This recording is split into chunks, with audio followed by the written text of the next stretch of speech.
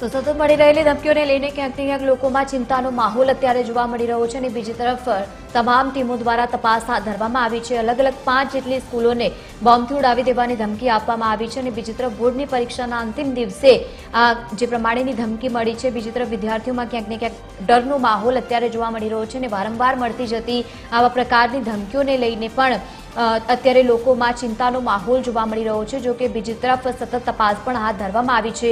અત્યાર સુધી કોઈપણ પ્રકારની શંકાસ્પદ વસ્તુ નથી મળી અને બીજી તરફ પોલીસ સહિત BDDSની ટીમ પણ ઊંડાણપૂર્વક તપાસ હાથ ધરી છે।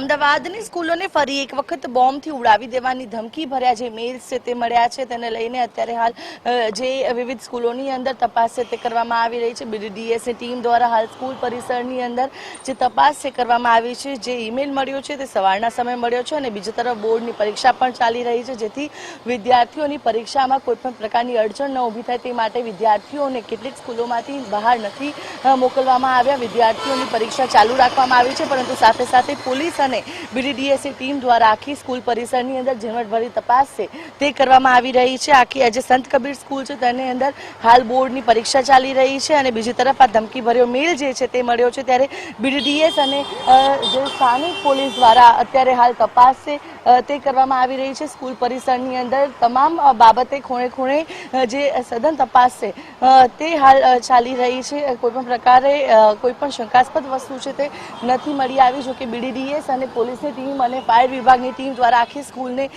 જે તપાસ કરવામાં આવી છે અને પરીક્ષાઓમાં જે વિદ્યાર્થીઓ જે છે તે શાંતિપૂર્વક રીતે પરીક્ષા આપી શકે તે માટે પણ વ્યવસ્થા ઊભી કરવામાં આવી છે।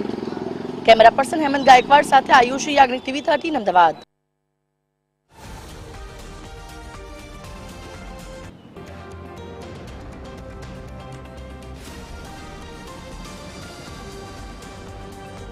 તો ધમકીની માહિતી મળતાની સાથે જ પોલીસની ટીમ અત્યારે ઘટના સ્થળે આવી પહોંચી છે અને શાંતિપૂર્ણ માહોલમાં જે વિદ્યાર્થીઓ છે પરીક્ષા આપી શકે તે માટેની વ્યવસ્થા જો કે ઊભી કરવામાં આવી છે, પરંતુ વધુ એકવાર એક સાથે 5 સ્કૂલોને બોમ્બથી ઉડાવી દેવાની ધમકી આપવામાં આવી છે, જેમાં મહારાજા અગ્રસેન સ્કૂલનો પણ સમાવેશ થાય છે અને ધમકી મળતાની સાથે જ પોલીસે તપાસ પણ તેજ કરી છે અને બીજી તરફ શાંતિપૂર્ણ માહોલમાં વિદ્યાર્થીઓ જો કે પરીક્ષા આપી શકે તે માટેની વ્યવસ્થા પણ ઊભી કરવામાં આવી છે। પરંતુ સૌથી મોટો પ્રશ્ન છે કે વારંવાર આવી ધમકીઓ સતત મળી રહી છે। હવે 2 અલગ અલગ દ્રશ્યો આપ ટીવી સ્ક્રીન પર જુઓ, જ્યાં મહારાજા અગ્રસેન જે સ્કૂલ છે ત્યાં અને બીજી તરફ સંત કબીર સ્કૂલમાં પણ પોલીસ અને ફાયર વિભાગ દ્વારા તપાસ હાથ ધરવામાં આવી રહી છે।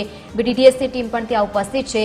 ઊંડાણપૂર્વક અલગ અલગ જગ્યાઓ પર તપાસ હાથ ધરવામાં આવી છે। અત્યાર સુધી કોઈપણ પ્રકારની શંકાસ્પદ વસ્તુ જો કે નથી આવી મળી બીજી તરફ, પરંતુ બીજી તરફ લોકોમાં પણ અત્યારે ભયનો માહોલ જોવા મળી રહ્યો છે। અલગ અલગ બંને સ્કૂલમાં અત્યારે તપાસ તેજ કરવામાં આવી છે અને બીજી તરફ પોલીસે પણ જાણવાનો પ્રયત્ન કર્યો છે કે વારંવાર આવા પ્રકારની જે ધમકીઓ મળી રહી છે તેના પાછળ કોણ છે।